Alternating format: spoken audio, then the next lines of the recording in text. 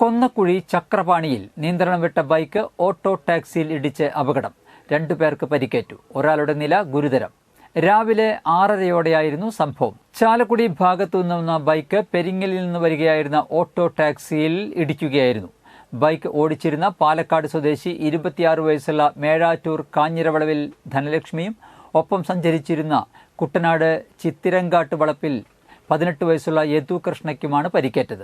ബൈക്കിലുണ്ടായിരുന്ന 2 പേരുടെയും പരിക്ക് ഗുരുതരമാണ്. പരിക്കേറ്റ ഇരുവരെയും ചാലക്കുടി സെന്റ് ജെയിംസ് ആശുപത്രിയിലും പിന്നീട് തൃശൂർ ജൂബിലി മിഷൻ ആശുപത്രിയിലേക്കും മാറ്റി. ബൈക്ക് യാത്രികർ അമിത വേഗതയിൽ ഓവർടേക്ക് ചെയ്യുകയായിരുന്നെന്ന് auto taxi driver Vettikkadan Baiju പറയുന്നു.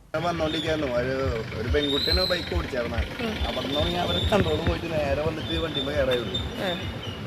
കുറച്ച് തലേന്ന് എന്തൊക്കെ മുറിവൊക്കെ ഉണ്ട്. ഹോസ്പിറ്റലിൽ കൊണ്ടുപോയിട്ടുണ്ട്. നിങ്ങൾ എവിടെ നിന്ന് വന്നതാ? എൻ്റെ വീട് പെരിങ്ങോട്ട്.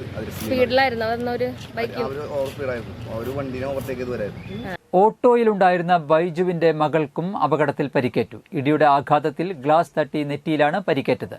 പരിക്കേറ്റ മകളെ ചാലക്കുടിയിലെ ആശുപത്രിയിലെത്തിച്ച് ചികിത്സ തേടി.